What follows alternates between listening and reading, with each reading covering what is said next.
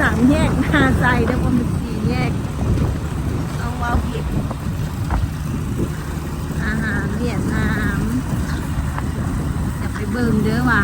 ร้านเพิ่นขายอยู่อย่างดีได้ยินแต่เจ้าเว้ามาว่าแซ่บนะ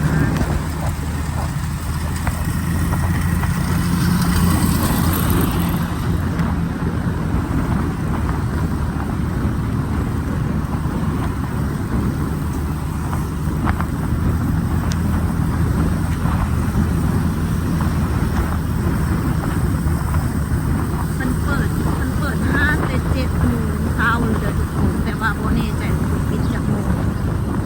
ตอนนี้ตอนน้องมาตอนนี้นะประมาณเดี๋ยวนี้ประมาณ7:50แล้วตอนนี้นะที่น้องมา จ้า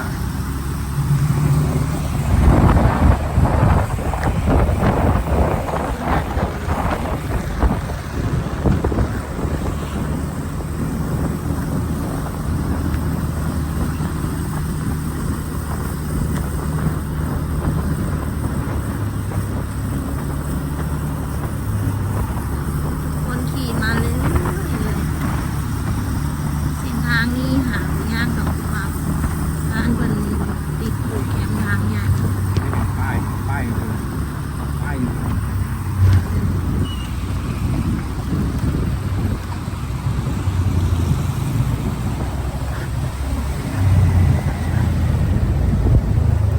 เอาหมูไก่เดือด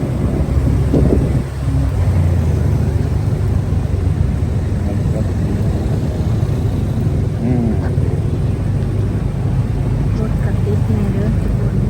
ไปจากย่างหน่อยหนึงเศร้าคนพิการค่ะไว้เจอ สูตรน่ะ เดี๋ยวเขาที่ถามมาให้เบิ่งได้ทุกคนนี่อยู่ตลาดคือแก้ว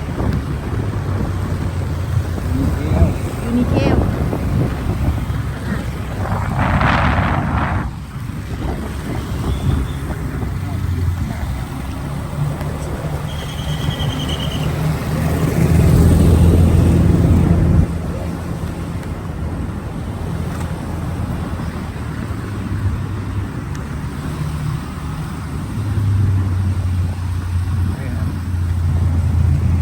ของแย่งนาใจฮอดนี่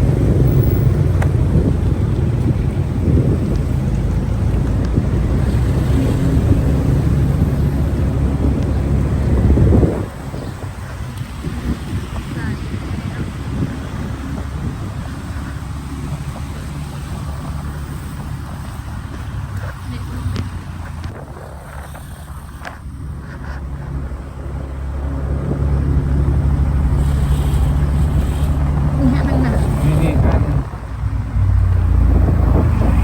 พอละเด้อทุกคน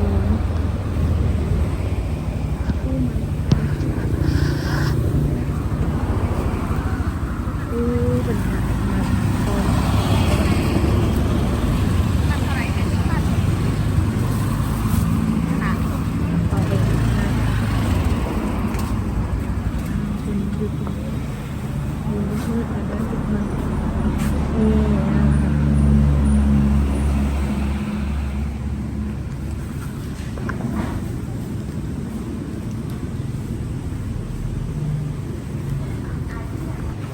หมดแล้วทุกคนแต่ว่าพวกข้าวมันไก่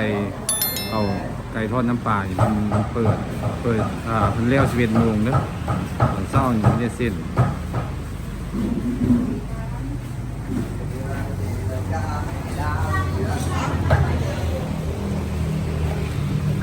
นี่ตอนเช้ามันจะพวกเส้นคือร่อนข้าวซอย เสียดายเด้ทุกคนว่าสิมากินข้าวก็บ่ได้กินซ้ำกระเทินได้มาน้องก็เลยสร้างเป็นข้าวปุ้นไก่เนาะ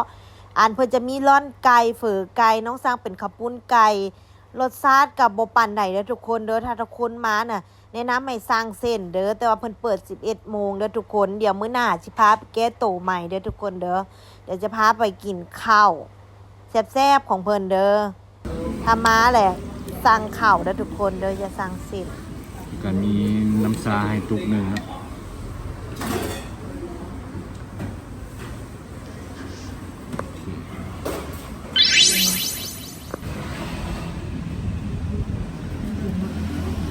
ำหวานน้ำหวานเวียดนามทุกคนอยู่อันนั่นเลยข้างๆห้านข้างห้านห้านข้าวมันไก่เวียดร้านอาหารเวียดบ้านเวียดนาม จอกเลยนะเอา2 จอก อย่าง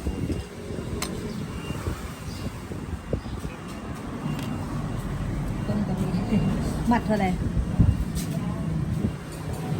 ต้มเบียด ต้มก็ต้องถามผู้จีนมาซื้อกินได้ทุกคน ก็เลยนี่เขาต้มใส่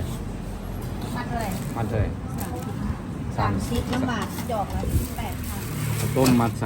30จนน้ำหวานจอก 18,000 จอกประมาณนั้น จอกประมาณนี้ ชิมใส่ได้เบิร์ดอันนี้ใส่ประตู แซ่บปะ โบงูคือกัน บ่เอาตัวนี้ซะ เอาเบิร์ดดีกว่าแต่อันนี้แซ่บเลยโอ้เห็ดย่างมาเห็นหอมๆนึกว่าเป็นอีหยังผู้ดวงแซ่บแซ่บคิดใจให้ชิมาซื้อทุกมื้อเลยมัน